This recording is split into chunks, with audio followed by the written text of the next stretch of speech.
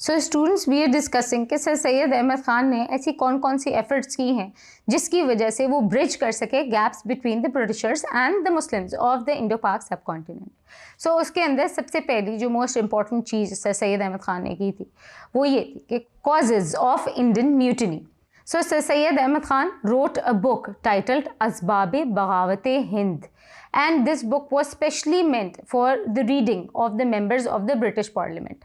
اب اس بک میں کیا تھا, 1857 کی جو وار آف انڈیپینڈنس ہوئی تھی اس کے اندر انہوں نے اس بک میں یہ چیزیں مینشن کی کہ کس طرح مسلمانوں نے جو برٹشرز ہیں ان کی ہیلپ کی, اور یہ کچھ ٹربل میکرز تھے, there were few people جو کہ ٹربل مانگرز تھے, ان کی وجہ سے یہ وار آؤٹ بریک ہوئی اور اس کے اندر انٹائرلی مسلمس کا فالٹ نہیں تھا. اس کے علاوہ اس بک میں انہوں نے یہ بھی مینشن کیا کہ ایسی کون سی برٹش پالیسیز تھی جس کی وجہ سے یہ انریسٹ جو ہے یہ قائم ہوا اور یہ انفارچونیٹ انسیڈنٹ اس زمانے میں ہوا.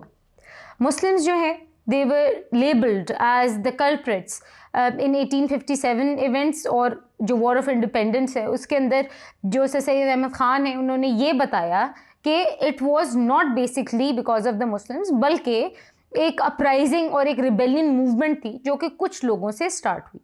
اس کے علاوہ نمبر 2 پہ جو آتا ہے وہ ہے the loyal Mohammedans of India.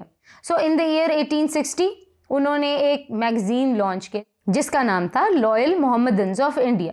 اب اس میگزین میں انہوں نے کیا کیا کہ انہوں نے ساری کی ساری جو سروسز ہیں مسلمس کی, جو مسلم نوبلز ہیں ان کی ساری سروسز کو مینشن کیا, جس میں یہ بتایا گیا کہ مسلمانوں نے کس طرح اپنی زندگیوں کو ڈینجر میں لا کے اپنی زندگی کو ایٹ سٹیک رکھ کے انہوں نے بہت سارے برٹش آفیسرز اور سٹیزنس کی جانیں بچائی تھیں. سم ادر ریکنسیلیٹری ایفرٹس جو کہ سر سید احمد خان نے کی تھیں وہ دیکھ لیتے ہیں.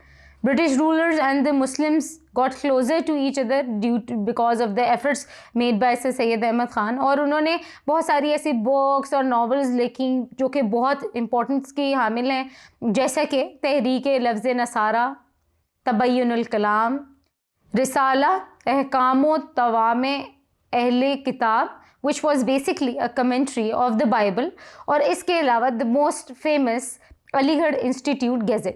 تو یہ سارے کے سارے رسالے اور اس کے علاوہ بک بھی سر سید احمد خان نے لکھی تاکہ جو مسلمان ہیں اور جو برٹشرز ہیں ان کے آپس میں تعلقات بہتر ہو سکے. So it is a very commendable kind of effort which can not be denied. Let's see what is number 4, establishment of schools. یعنی کہ آپ اندازہ لگائیے اسٹوڈنٹس کہ سر سید احمد خان نے اسکولس تشکیل کیے اسپیشلی مسلمانوں کے لیے, تاکہ ان کا جو ایک کانسیپٹ ہے کہ ہم نے سائنٹیفک ایجوکیشن نہیں حاصل کرنی, ہم نے انگلش ایجوکیشن نہیں حاصل کرنی, لیکن سر سید احمد خان نے خود اتنی ایفرٹ پٹ کی کہ انہوں نے ایسے اسکول تشکیل کیے تاکہ مسلمانوں کو ایک فیلنگ آ سکے کہ ہمارے جو اسکولز ہیں ہمیں اس میں جانا چاہیے, ہمیں تعلیم حاصل کرنی چاہیے. تو اسی پرپز کے لیے سر سید احمد خان نے اسکولز بنائے مختلف جگہوں پہ, جیسے کہ مراد آباد میں 1859 میں اور غازی پور میں 1862 میں. اس کے علاوہ سر سید احمد خان نے تشکیل کی سائنٹیفک سوسائٹی. تو سائنٹیفک سوسائٹی کا جو پرپس تھا وہ بیسکلی یہ تھا کہ تمام تر جو اسکالرلی کام تھے, یعنی کہ بہت زیادہ جو نالجبل لوگ ہیں جو بھی انہوں نے کام کیے ہوئے تھے وچ ور کمینڈیبل ان نیچر, اس کو انہوں نے انگریزی سے اردو ادب میں ٹرانسلیٹ کیا. اور اس کا مین پرپز یہ تھا تاکہ لوگ جو ہیں وہ آسانی سے, کیونکہ ان کے پاس انگلش تعلیم تو اتنی نہیں تھی, تو جو اردو لینگویج ہے اسی لینگویج میں انہیں تاکہ پڑھنے لکھنے کا شوق ہو, وہ ان کے اندر کیوریاسٹی کریٹ کی جائے کہ یہ کتنی اچھی طرح کی کتنی ڈائیورس نالج ہے. تو انہوں نے یہ بنائی, اور اس تمام تر یہ ساری کی ساری جو انہوں نے ٹرانسلیشن کی اس سارے کا نام انہوں نے رکھا scientific society. Next is the study of the British education system. Sir Syed Ahmad Khan نے یہ نہیں کہ اپنی لمیٹڈ ایجوکیشن سے ہی تمام تر لوگوں کا مائنڈ سیٹ چینج کرنے کی کوشش کی ہو. انہوں نے سب سے پہلے اپنے اوپر اور اپنی سیلف ڈیولپمنٹ پہ کام کیا. وہ انگلینڈ گئے 1869 میں, اور انہوں نے اس اپرچونٹی کا بھرپور استعمال کیا, اور انہوں نے مختلف قسم کے جو پریسٹیجیس ایجوکیشنل برٹش انسٹیٹیوشنس تھے ان کا وزٹ کیا اور دورہ کیا وہاں پر, اور انہوں نے دیکھا کہ ان کا کس طرح رہنا سہنا ہے, وہ کس طرح تعلیم حاصل کرتے ہیں, کس طرح انہوں نے اپنا کریکولم کو سیٹ کیا ہوا ہے, ان کی انسٹیٹیوشنس کس طرح ڈیولپ ہوئے ہیں when he returned to India. تو انہوں نے اس کریکولم سے اپنے جو اسٹیبلش ہے کہ مسلمانوں کے لیے ایک روڈ میپ بنایا کہ مسلمانوں کو کس طرح ہم تعلیم کی طرف راغب کر سکتے ہیں. سر سید احمد خان نے ایک کمیٹی بھی اسٹیبلش کی جس کا نام تھا خواص گران تحریک تعلیم مسلمانان ہند, اور اس کا مین پرپز یہ تھا کہ اسٹیبلش کی جا سکے ایسی ایجوکیشنل انسٹیٹیوشن انڈیا میں جو کہ برٹش سٹینڈرڈس کے مترادف ہو. اس کے علاوہ اسٹوڈنٹس سر سید احمد خان نے MAO اسکول تشکیل کیا جو کہ کمیٹی کا پہلا سٹیپ تھا, جو کمیٹی کا نام ہے خواص گران تحریک تعلیم مسلمانان ہند. اور اس کے بعد انہوں نے اسکول ایک اسٹیبلش کیا علی گڑھ میں 1875 میں, جس کا نام رکھا گیا محمدن اینگلو اورینٹل اسکول.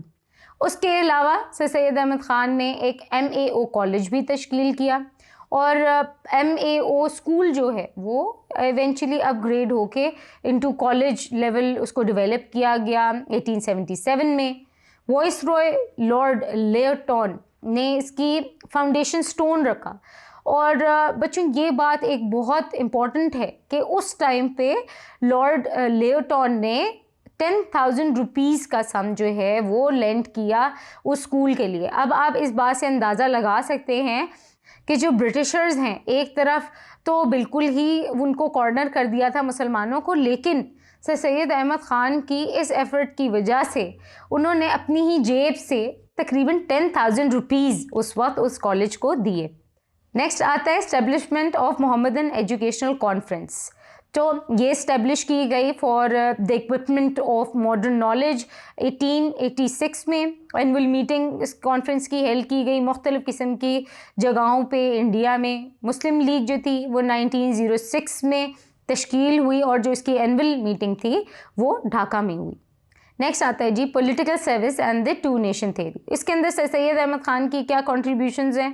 سر سید احمد خان کی بہت امپورٹنٹ کنٹریبیوشنز ہیں, اس کے اندر دیکھ لیتے ہیں وہ کیا کیا ہے. Number 1, as a member of imperial legislative council he took up the Indian problems very effectively with the Indian government. And number 2 is in 1867 Hindus of Banaras launched a movement for the demand that Urdu should be replaced by Hindi as a national language. تو اس کے اندر سر سید احمد خان نے یہ کیا کہ ہندو مسلم unity کے پہلے تو وہ اس کی فیور میں تھے, لیکن with the passage of time انہوں نے یہ ریئلائز کیا کہ اب ٹائم آ گیا ہے ایک سیپریٹ الیکٹریٹ کے ڈیمانڈ کا, اور انہوں نے یہ ایک شو جیسچر کیا کہ ہم ہندوؤں کے ساتھ گزارا نہیں کر سکتے. انہوں نے یہ ڈیمانڈ کیا کہ مسلمانوں کے پاس کچھ سیٹس ہونی چاہیے, ایک فکسڈ اماؤنٹ آف سیٹس ہونی چاہیے. سو انہوں نے یہ ڈیمانڈ پٹ فورتھ کی کہ جو ہندو ووٹرز ہیں وہ ہندوؤں کو الیکٹ کریں, اور جو مسلمان ووٹرز ہیں وہ مسلمانوں کو سلیکٹ کریں. Thank you.